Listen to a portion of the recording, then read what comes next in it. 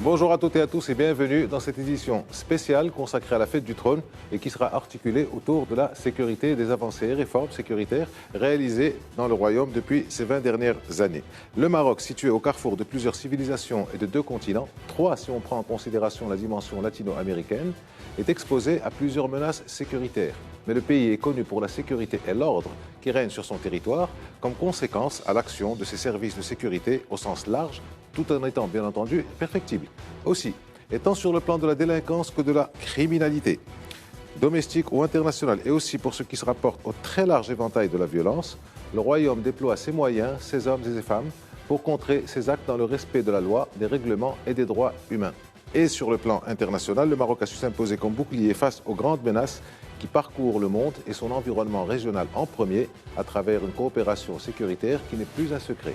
Ces services se déploient sur un large spectre allant de l'Afrique centrale à l'Europe du Nord, en passant aussi par les États-Unis. Et donc, à l'occasion de la fête du trône 2021, nous reviendrons avec nos invités sur les évolutions de la sécurité et de la politique sécuritaire dans le Royaume, en la segmentant sur ses différentes fonctions. Avec nous, pour en discuter aujourd'hui, nous recevons Madame Sarah Bzazi. Bonjour Léla. Bonjour. Merci d'avoir répondu à notre invitation. Vous êtes commissaire principal, chef de service des études à la direction de la police judiciaire et membre de la cellule centrale de prise en charge des femmes victimes de violences. C'est bien ça? Oui. Merci d'être avec nous aujourd'hui, Madame Bzazi. C'est Mustafa Hajjam, bonjour. Bonjour. Vous êtes contrôleur général de la police et vous êtes chef du bureau central national, plus connu sous l'acronyme ou sous le sigle BCN. Et pour les profanes, c'est le BCN qui s'occupe dans tous les pays du monde des relations avec Interpol. C'est bien ça? C'est bien ça. Merci d'avoir répondu à notre invitation. C'est Hassan Alaoui, vous êtes journaliste et cofondateur de Maroc Diplomatique et bien entendu du site éponyme qui va avec maroc-diplomatique.ma.com. Merci. .com ou .ma? .com. Donc .com. Merci d'avoir répondu à notre invitation, c'est Hassan. Alors, comme premier axe, nous allons discuter donc avec nos invités sur la sécurité domestique avant de passer en acte 2 à la coopération internationale. Alors, pour la sécurité domestique, le Maroc, comme les autres pays du monde, doit faire face à une délinquance et une criminalité multiforme, allant de la violence à l'égard des femmes à l'agression, en passant par les trafics en tout genre. La DGSN s'est mise en ordre de marche. La DGSN, c'est Direction Générale de la Sûreté Nationale, s'est mise en ordre de marche tant au niveau des moyens que des ressources humaines. Si Mustafa Hajjam, on commence par vous. Quelle est la situation de la délinquance, criminalité aujourd'hui au Maroc? Est-ce que vous pourrez nous répondre avec des indications, des chiffres sur l'action de la police dans les années récentes? Je sais que vous avez énormément de données. On ne va pas remonter jusqu'à il y a 20 ans, mais sur les dernières années pour montrer les différentes tendances. Eh bien, tout d'abord, permettez-moi, au nom de Monsieur le Directeur Général de la Sûreté Nationale, d'exprimer mes remerciements les plus chaleureux pour l'invitation, tout d'abord, et puis d'exprimer mes meilleurs vœux à l'occasion du 22e anniversaire de la fête du trône. Par rapport à votre question, donc la criminalité au Maroc reste un phénomène essentiellement urbain, parce que la plupart de la criminalité se passe dans le milieu urbain.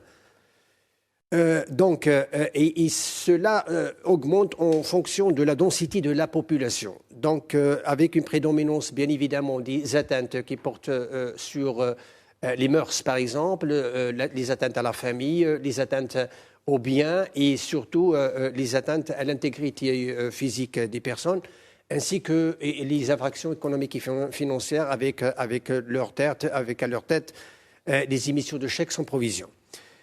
La typologie de crimes commis, notamment celle à caractère violent, parce que là, on parle de type de criminalité qui, si vous voulez, qui fait un sentiment, qui crée un sentiment d'insécurité chez la population. Je peux citer notamment les agressions sur la voie publique à l'aide d'armes blanches, les agressions sexuelles. Donc, ce sont surtout les vols sous la menace d'armes blanches, etc. Donc, ce sont celles ou les types d'infractions qui font notamment, si vous voulez, qui font ce sentiment chez le citoyen de sentiment d'insécurité. Donc, par rapport à cette forme de criminalité, donc, je dirais que c'est une forme classique parce qu'il n'a rien à voir avec le crime organisé. Donc, ce sont des crimes qui sont commis individuellement et d'une façon classique Donc, je pourrais dire que le Maroc reste donc un pays sûr par rapport aux standards internationaux de la criminalité au niveau international.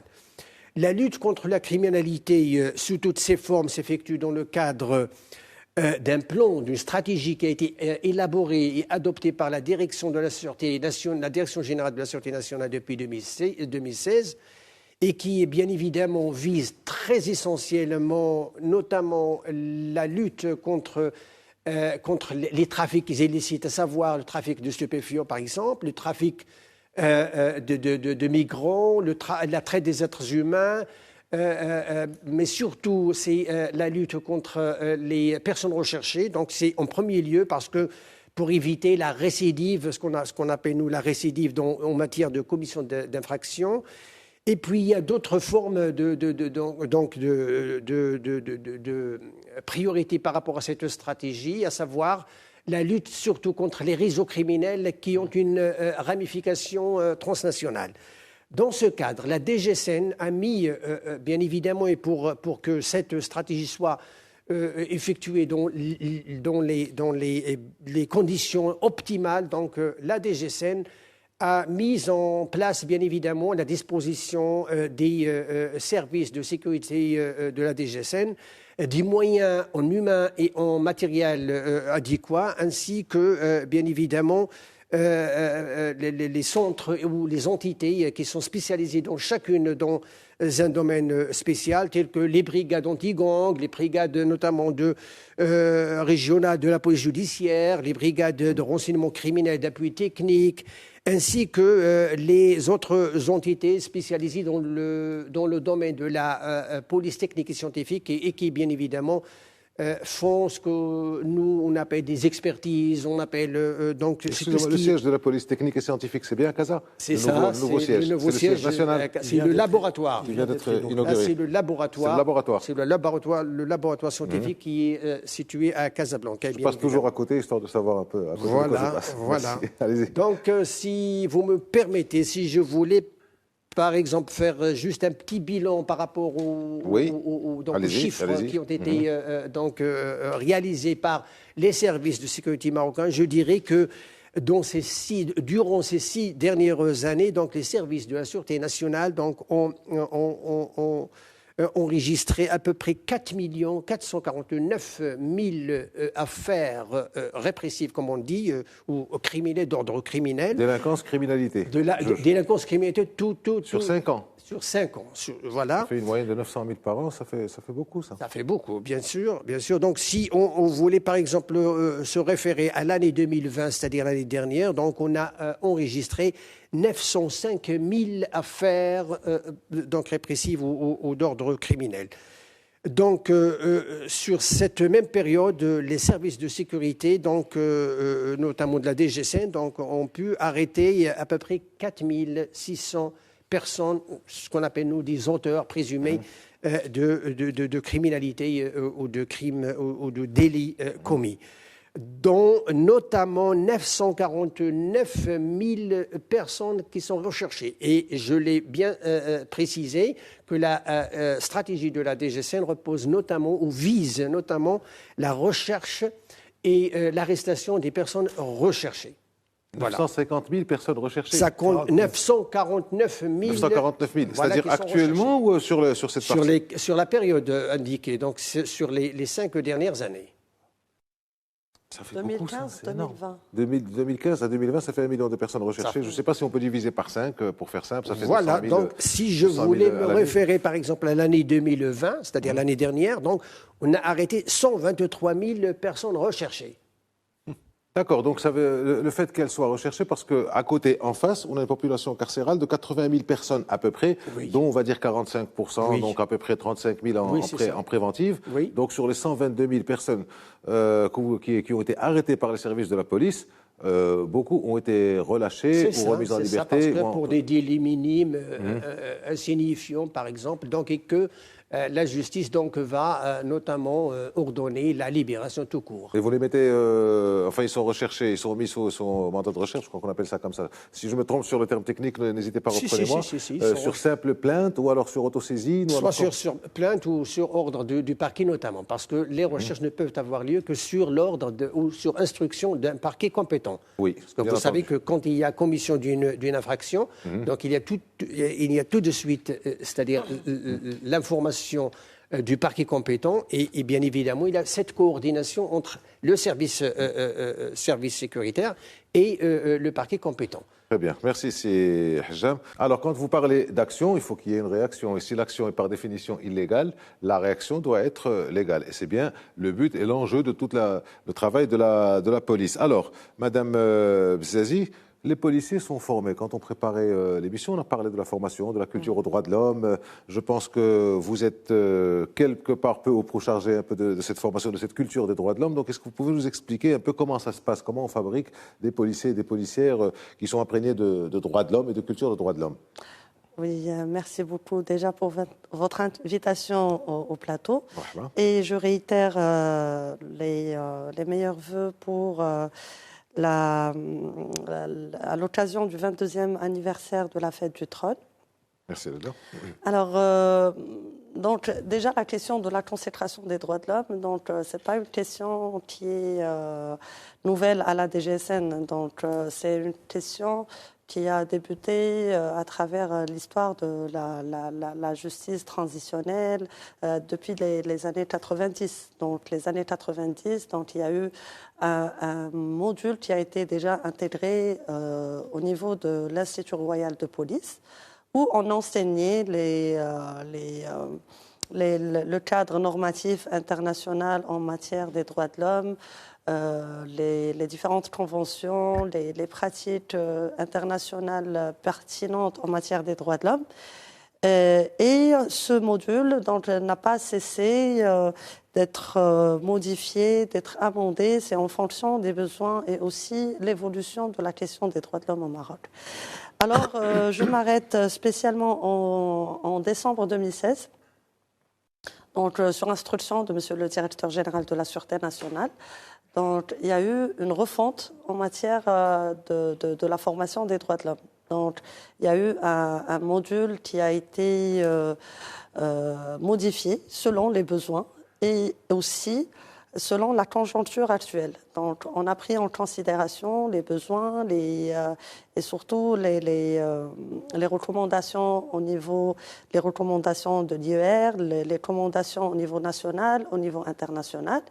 Et on a pris aussi en considération les besoins du quotidien d'un policier. C'est-à-dire, maintenant, il y a la formation qui n'est plus dédiée uniquement connaissances, mais maintenant, elle est dédiée connaissances, compétences et attitudes. C'est-à-dire, on cible le savoir-faire, le savoir-faire du policier. Donc, en matière des droits de l'homme, comme vous savez... Le savoir-faire. Voilà. Pas mal, ça. Oui. Voilà. Donc, le savoir-faire du policier, donc, parce que selon le métier du policier, donc, on a plusieurs métiers dans la Direction générale de la Sûreté nationale. Pour faire court, donc il y a la police judiciaire, il y a l'action de la sécurité publique, il y a les renseignements généraux.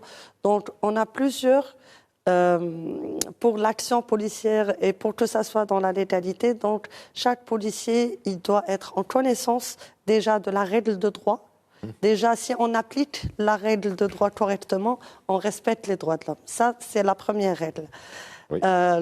Deuxièmement, ces questions, on renforce, et c'est le renforcement de la compétence pour éviter l'excès de zèle. Et parfois, comme vous savez, donc, il y a ce paradigme entre la sécurité et les libertés. Donc, ce sont deux exigences opposées. Toujours l'équilibre. Exactement. Difficile. Et pour trouver l'équilibre, surtout dans certaines situations où on touche à la question de la liberté des personnes, donc ça reste vraiment très délicat et très sensible. Donc le policier, ça reste une personne. Il peut, pour canaliser un peu les sentiments, donc il est souvent donc mis à l'exercice des exercices de la retenue, de l'extrême retenue, parce qu'il ne doit pas agir comme le commun des mortels.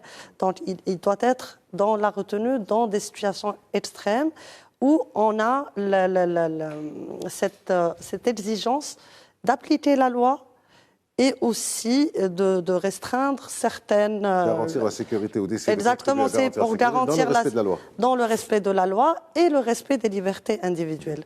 Donc cette problématique, elle est un peu délicate et à chaque fois, donc, on essaie de renforcer ça à travers la formation.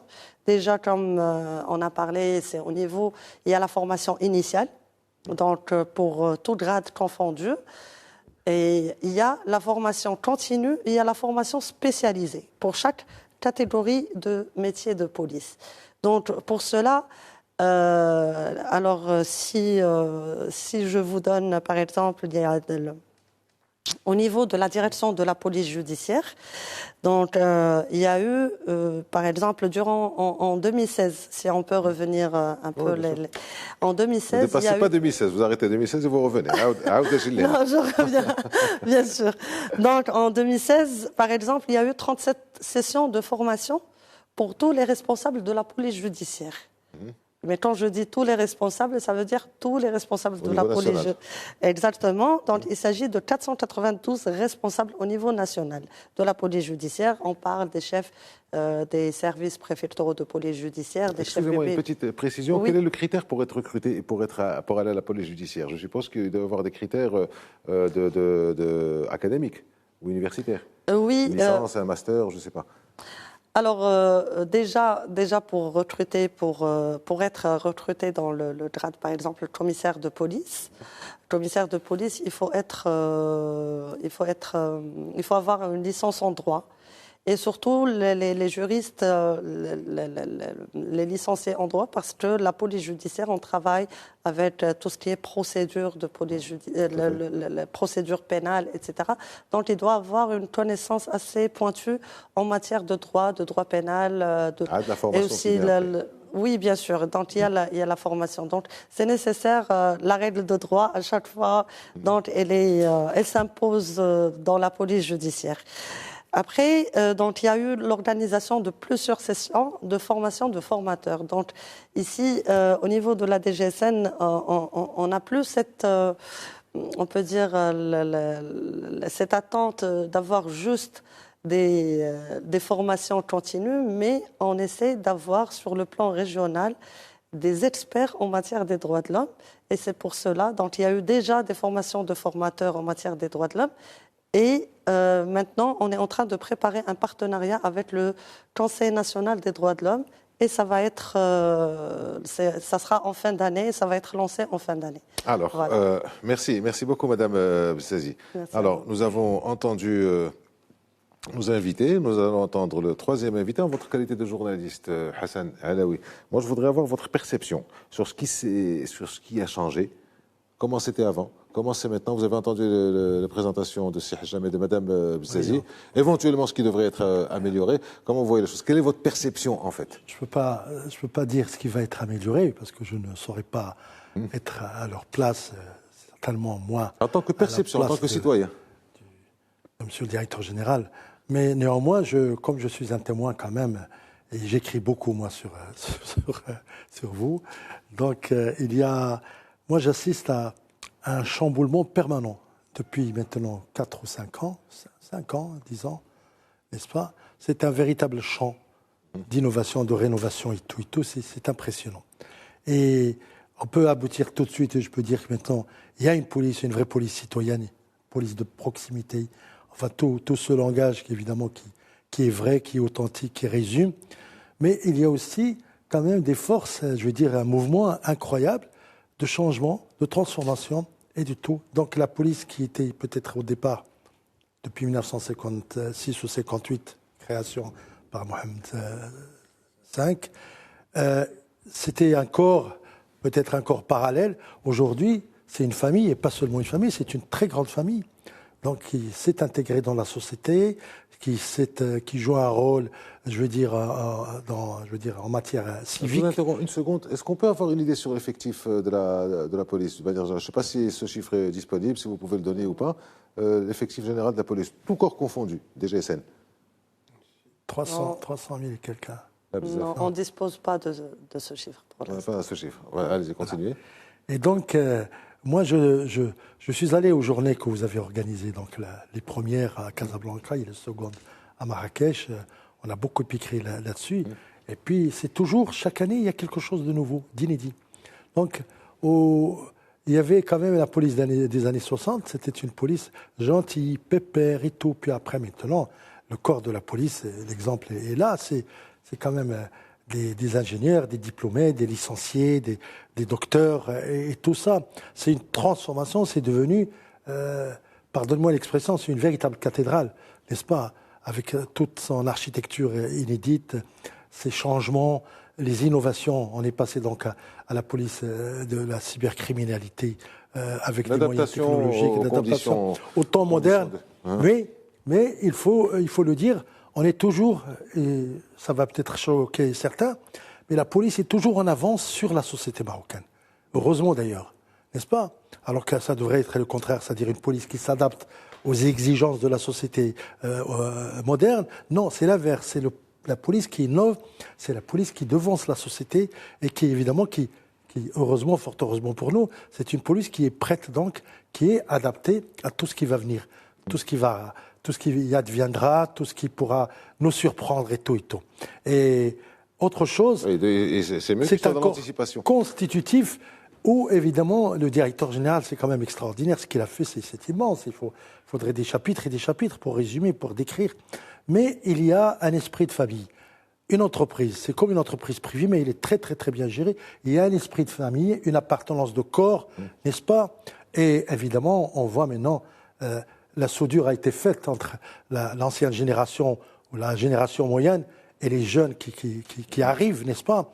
Et je suis admiratif, et j'arrête là, c'est une espèce de tendresse aujourd'hui qui se crée entre la vraie police, la nôtre maintenant, et ce qu'on appelle un petit peu la société civile. Voyez. Alors, tendresse, je ne sais pas, vous êtes dans l'affect, peut-être, oui. Mais moi je vois, et on en parlait tout à l'heure, je vois quand même qu'il y a une nouvelle conception, perception de la part de la jeune génération, dans la manière de concevoir. On en parlait, des gens de notre âge, on a l'âge des gens de notre âge ont connu une certaine pratique, une petite manière de se comporter, de manière. Et là, depuis quand même 10, 15 ans, 20 ans, on voit qu'il y a eu, on en parlait une autre fois sur le nouveau concept de l'autorité, etc. Bon, il y a eu quand même beaucoup de changements. Mes chers amis, je vous ai laissé exposer tranquillement ce que vous vouliez exposer. Nous arrivons à la fin de la première période. Nous allons arriver juste après la première période. Forcément, il y aura la deuxième période. Et là, on ira un peu plus vite. Si vous voulez bien, on se retrouve après quelques instants de pause. À tout de suite.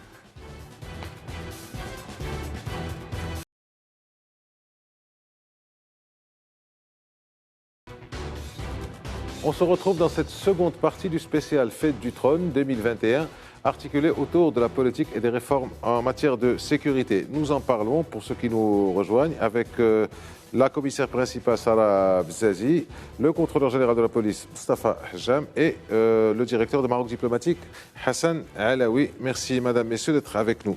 Si Mustafa Hajam, je voudrais vous poser donc une question. Vous êtes chargé des relations, entre autres des relations avec Interpol. On peut... Dans cette criminalité dont on a parlé en première période, il doit y avoir forcément des connexions entre, hors la loi, on va dire ça comme ça, marocains ou étrangers, ou des étrangers qui sont ici, ou des Marocains qui sont dehors. Comment se passe la coopération avec les polices du monde à votre niveau? Eh bien, effectivement, donc vous l'avez dit, donc le mot est exact. C'est la connexion notamment entre les différentes formes de criminalité, surtout à vocation transnationale. C'est pourquoi on l'appelle une criminalité transnationale, parce qu'il dépasse les frontières nationales. Et quand on dit il dépasse les frontières nationales, donc tout à fait. Donc automatiquement, il y a cette connexion entre les différentes formes. Donc on l'a bien su, on l'a bien vu. Donc les connexions entre, par exemple, le terrorisme, le trafic de stupéfiants, entre le trafic de stupéfiants et d'autres types de trafic illicites. Donc, effectivement, il y a cette tendance, cette dimension, si vous voulez, transnationale par rapport à cette criminalité organisée. En effet, donc le Maroc, donc dans le cadre de son engagement de lutte contre la criminalité sous toutes ses formes, et notamment dans son engagement avec la communauté internationale face au phénomène par exemple, de terrorisme, de l'extrémisme violent ou de toute forme d'autres criminalités à caractère transnational. Donc, il a su, depuis, donc, notamment la DGC, il a su la tendance, si vous voulez, les problèmes posés par cette criminalité qui dépasse les frontières. Et par conséquent, donc, on a instauré, bien évidemment, des systèmes ou des entités qui sont plus précisément dédiées à la lutte ou à la coordination avec d'autres pays, notamment dans le cadre de la lutte contre la criminalité à vocation transnationale. Donc, c'est dans ce cadre que le Maroc, à l'instar d'autres pays, donc, a instauré ou a mis en place ou a créé son BCN, c'est-à-dire le Bureau central national, et c'est un bureau qui est l'interlocuteur de l'Organisation internationale de la police criminelle Interpol. Donc, le BCN Rabat a été instauré ou a été créé en 1957. Donc, c'est pour vous dire, c'est-à-dire l'importance qu'accorde le Royaume du Maroc, surtout à cette coopération internationale.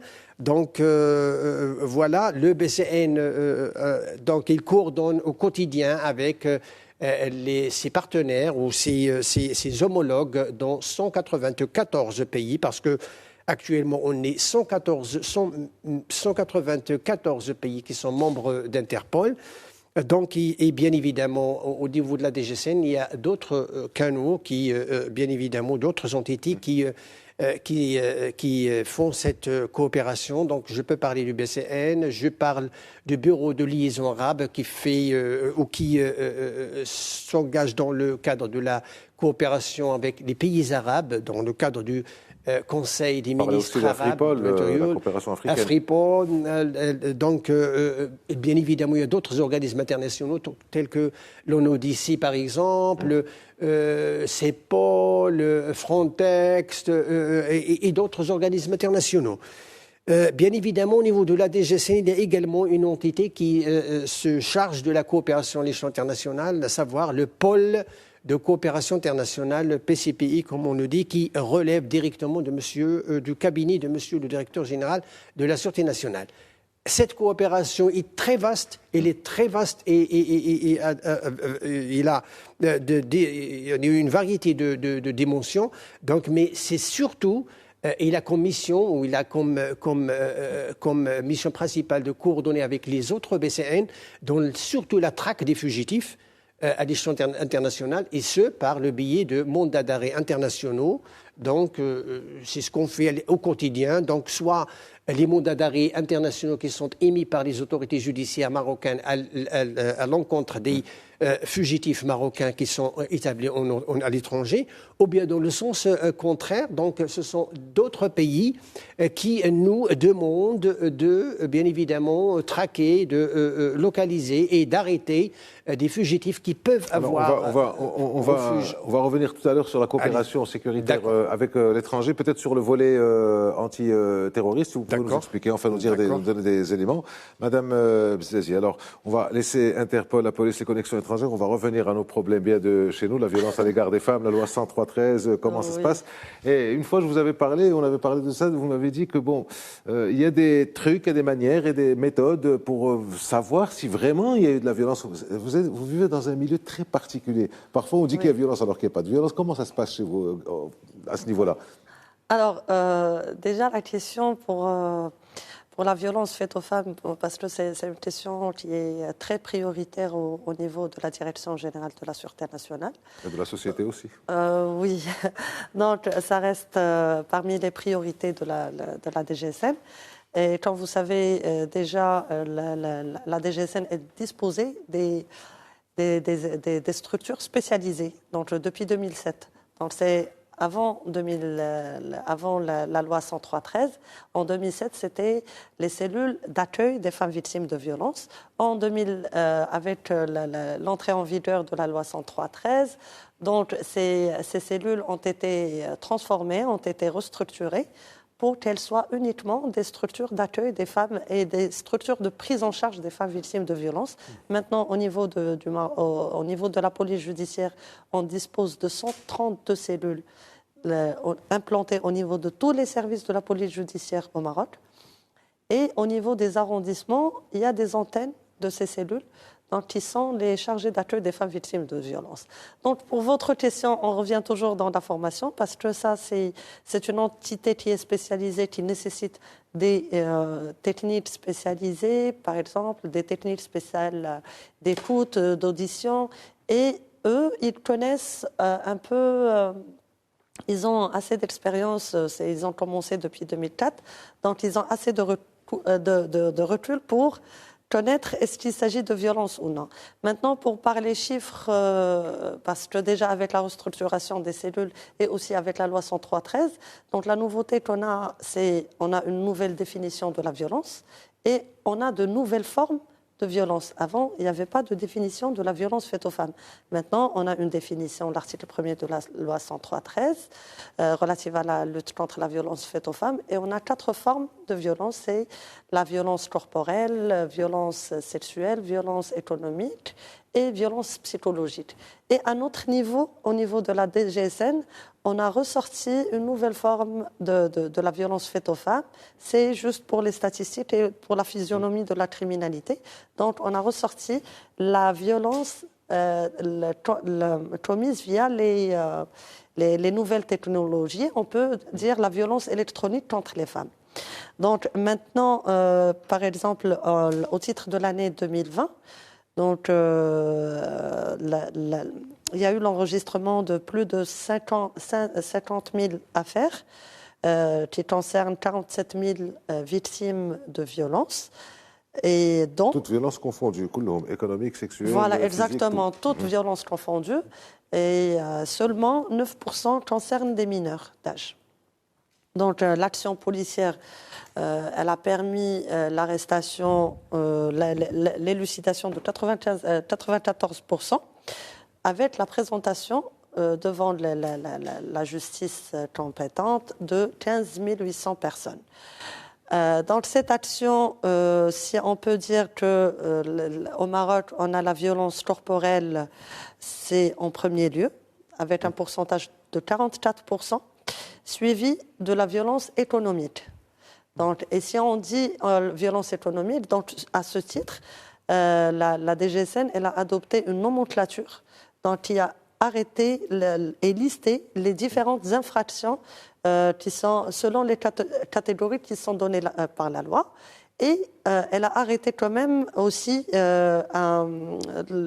un programme, on peut dire, c'est les statistiques, c'est avec une finesse, c'est pour voir le lien de parenté avec les auteurs, le lieu de la commission du crime, c'est pour donner une cartographie sur la violence faite aux femmes et aussi pour permettre aux services de police d'orienter leurs actions selon les chiffres et selon aussi les tendances, de savoir ce qui avance, ce qui recule. Exactement. Pour vous dire, par exemple, sur la violence économique, je termine. Donc, on a la violence économique 26%, violence psychologique 20% et violence sexuelle 9%. Et finalement, donc, on a seulement 1% la violence commise via les nouvelles technologies. Donc, et surtout, on a, si on voit les victimes, des femmes victimes de violences par statut matrimonial, donc on a 54% des femmes qui sont mariées, qui sont victimes, 15% femmes divorcées, 22% qui sont amariées, et 7%, ça concerne des femmes veuves, et le 1% qui concerne les femmes fiancées. Donc, quand vous remarquez, donc 50%, 54%, c'est la majorité, c'est des femmes. Donc, on peut imaginer, donc c'est. Est-ce que vous pourriez nous donner plus d'explications sur la question de de la violence que vous avez appelée électronique. Oui. Il y a des jeunes qui vont regarder certainement. J'ai un peu une idée là-dessus. Est-ce que vous pourriez donner un peu plus? C'est quoi ce genre de violence? C'est du harcèlement par SMS, Oui, par, exactement. par WhatsApp? Ce sont des images? C'est quoi? C'est donc dans la nomenclature adoptée par la DGSN, donc on a intégré toute forme de menace qui est menace, insulte, injure commise via les réseaux sociaux, via comme vous, SMS, par téléphone. Donc là où il y a l'utilisation des nouvelles technologies. D'accord, quelqu'un qui va essayer de... Et aussi, on a la sextorsion, la question de la sextorsion. Le chiffre 1%, donc on voulait voir au niveau de la DGSN, est-ce qu'il y a vraiment le recours aux nouvelles technologies pour la violence faite aux femmes. Donc cette question de 1%, donc on va voir dans les années qui vont venir, parce que ça dépend de la dénonciation. Surtout via les réseaux sociaux, donc les personnes, elles ont peur de dénoncer. Donc nous, on les encourage à dénoncer la violence, quelle que soit sa forme et quelle que soit la victime, que ce soit femme ou homme mineur. Donc surtout quand il s'agit de la sextorsion, quand il s'agit de la violence psychologique. La sextorsion, pour expliquer, c'est du chantage sur des images, sur une communication, exactement. sur une preuve, sur une trace électronique. Électronique, c'est là où la personne, donc, elle peut capter des images, elle peut induire une personne en erreur. Donc, il y a le deepfake. Exactement. Et après, donc, il essaie d'avoir des images sexuelles sur la personne. Après, il commence à extorquer la personne par ces images. Et surtout, donc, les personnes, parce qu'ils ont peur d'être diffusées sur les réseaux sociaux, donc ils commencent à payer ou bien ils vivent un martyre. Et ils ont peur d'aller dénoncer. Et il n'y a que 1% de ça, c'est tout? Non, moi je parle, c'est les affaires qu'on a enregistrées par rapport à la physionomie de la violence faite aux femmes. Donc, à travers votre plateau, donc, on appelle les gens à dénoncer ces actes parce qu'on les considère des victimes. Ce sont des victimes, donc parce que parfois la personne, elle va dire que moi, peut-être, s'il s'agit d'une image de nudité, etc., donc elle va considérer qu'elle va être punie par ou bien soumise à la répression ou à des représailles par les services de police, or que non. Donc la personne, c'est une victime. Donc c'est pour ça... Alors c'est d'abord savoir ce qu'on fait, avec qui on est. Deuxièmement, ne pas se faire prendre en photo. Et troisièmement, savoir que s'il y a une photo qui passe ou qui circule, ça je parle aux jeunes, c'est illégal et il faut en avertir les services de police. Alors, Hassan Alaoui, est-ce qu'il ne faut pas aider aussi la police au niveau, quand on parle, vous avez entendu, c'est plus de la moitié de la violence qui est exercée sur des femmes contre des femmes mariées. Est-ce qu'il n'y a pas un travail en amont? 54%. 54%. Est-ce qu'il n'y a pas un travail en amont à faire pour aider justement les services de police et pour qu'on n'en arrive pas jusque-là? Quel travail en amont, éducation, je ne sais pas comment ça se passe? Comment vous voyez les choses?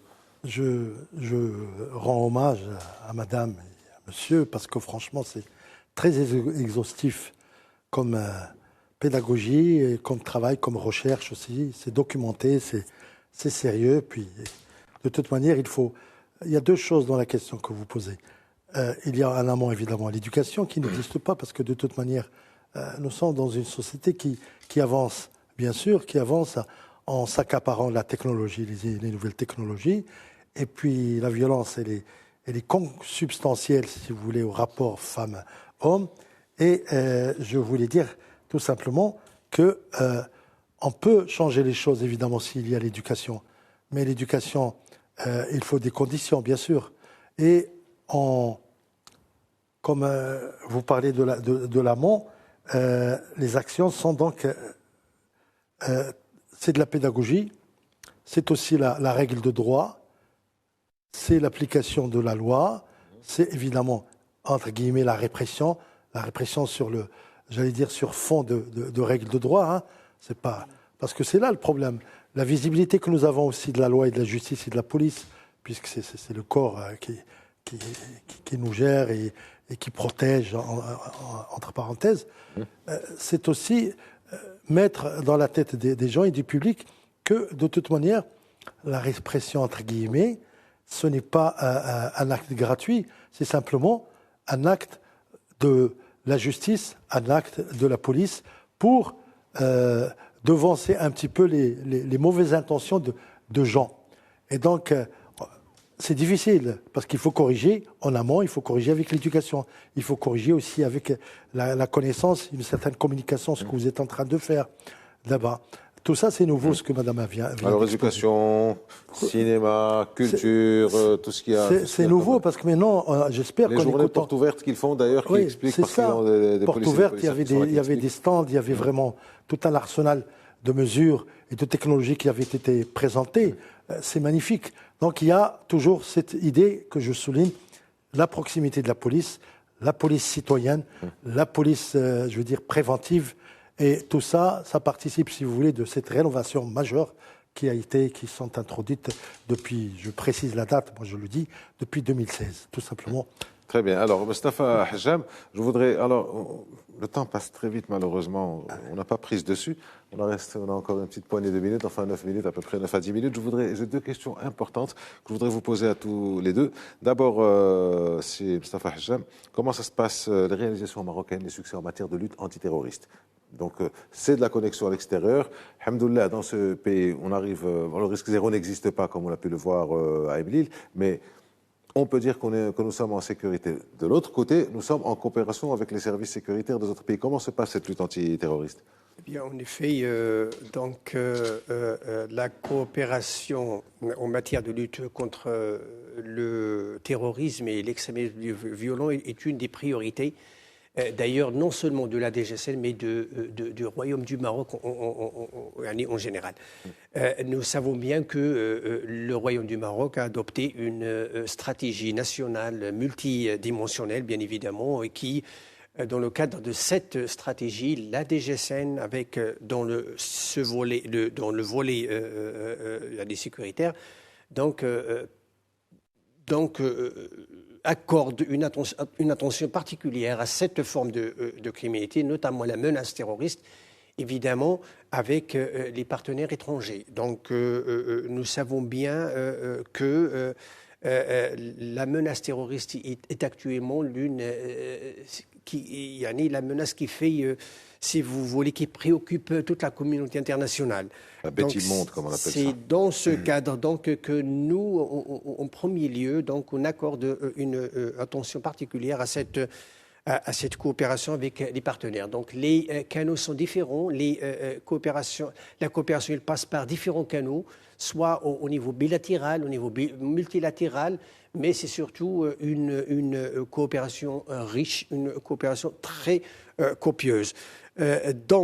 Par rapport effectivement à cette forme de criminalité, et je reviens bien évidemment au rôle du BCN par exemple, le BCN de Rabat, donc avec ses homologues internationaux, donc au quotidien, on échange, on coopère sur cette forme de criminalité, on échange des renseignements, on traque des fugitifs surtout qui sont recherchés par les pays étrangers et dans le sens inverse, bien évidemment, on demande à nos partenaires étrangers, bien évidemment, de localiser des fugitifs qui sont sur leur territoire.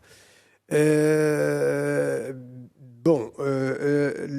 changement des routes, par exemple, notamment où le phénomène qui s'aggrave, surtout au Sahel, comme vous savez actuellement, donc fait qu'il représente une menace et puis donc il représente également plus d'efforts qui doivent être faits par les services de sécurité marocains. Donc c'est ce que je disais en introduction, ça va de l'Afrique centrale jusqu'à l'Europe du Nord, en passant par les États-Unis, en passant par un peu partout, le Golfe. Jusqu'à Ceylan. Jusqu'à Ceylan, oui. Très bien. Alors, merci. Je suis désolé, mais je ne peux pas vous laisser continuer parce que je sais que, il y a beaucoup de choses, je vois les notes que vous avez, il y a beaucoup de choses, mais il y a aussi autre chose et on reviendra donc sur le plan national et sur les efforts de la DGSN en matière de famille, Et qui dit famille dit les femmes. On a parlé de la violence donc, à l'égard des femmes mariées, mais il y a aussi la question des mineurs, l'épineuse question des mineurs. Comment se passent les efforts, le travail de la DGSN en direction de cette catégorie d'âge, les mineurs? Alors, cette catégorie d'âge, donc, comme vous savez, la DGSN, donc, elle dispose également des brigades des mineurs depuis 1965. Donc, ces brigades, ils sont orientées vers la protection des mineurs et le traitement des affaires qui impliquent des mineurs en conflit avec la loi. Donc, on a deux catégories des mineurs. Donc, on a les mineurs victimes, d'accord, et on a aussi les mineurs qui sont en conflit avec la loi, qui ont un statut particulier au niveau de la police judiciaire, enfin de la procédure judiciaire, de la procédure pénale de façon générale. C'est-à-dire que si on va revenir vers les victimes mineures, donc, comme les femmes victimes de violences, donc, ils sont accueillis, donc les OPJ chargés des mineurs, donc officier de police. Officier de police judiciaire chargé des mineurs. Donc, c'est institutionnel dans le code de procédure pénale. Donc, ils sont chargés d'auditionner, de traiter avec les mineurs, de traiter les affaires des mineurs. Ça, c'est sur le plan de protection. Au-delà de ce qui se passe au niveau du code de procédure pénale, donc, il y a d'autres actions qui concernent l'environnement du mineur.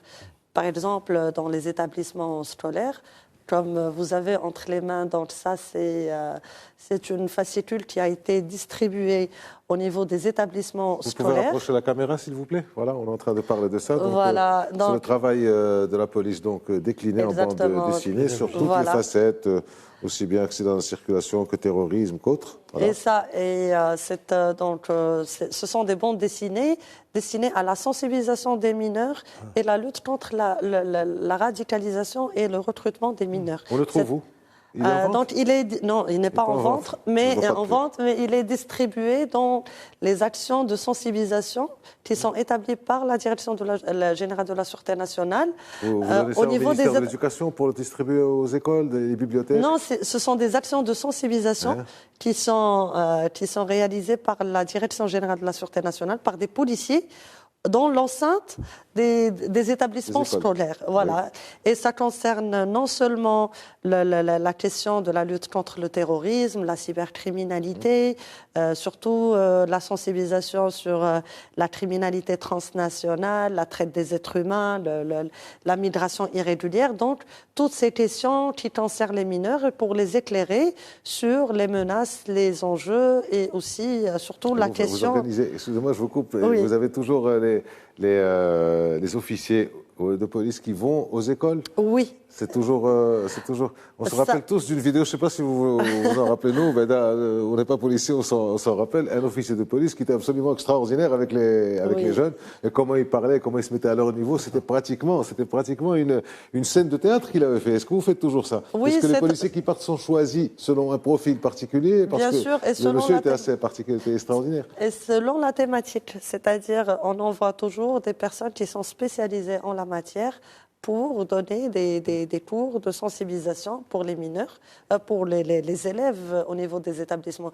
Et ils sont très bien accueillis par parce que, comme vous savez, les enfants, ils sont très curieux de voir les personnes en tenue, en uniforme.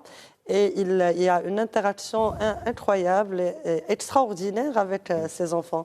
Donc, c'est une action qui est menée par la DGSN. Et non seulement ça, il y a aussi, on appelle ça des opérations policières par des brigades mixtes de la direction de la DGSN, c'est-à-dire la sécurité publique, la police judiciaire, les renseignements. C'est pour assainir l'environnement des établissements scolaires. D'accord. Vous savez, j'ai une mauvaise nouvelle pour vous, et pour moi aussi, c'est que c'est fini. Ça passe très vite, une heure, ça passe très très vite. J'aurais voulu encore parler de migration, j'aurais voulu parler aussi de drogue, j'aurais voulu parler aussi de l'Afrique, de la coopération avec l'Afrique d'une manière plus détaillée, avec l'Amérique du Sud. Il y a beaucoup de choses. Vous aurez voulu aussi parler d'énormément de... Bon, maintenant, il y a ce petit fascicule, voilà, donc c'est par le caricaturiste Khalid Ghtal, c'est la DGSN qui fait ça. Ce serait bien de l'avoir. Ce serait bien de conseiller aussi à vos enfants de le lire. de le voir, parce que c'est écrit, donc c'est commenté. Et donc, je vous remercie. Je vous remercie, si Hajab, je vous remercie, Madame Bzali, je vous remercie, si Alaoui, je vous remercie d'avoir été avec nous pour ce spécial Fête du Trône, sécurité, même si on n'a pas eu l'occasion de parler de tout, mais ça sera pour une prochaine fois. Merci à vous.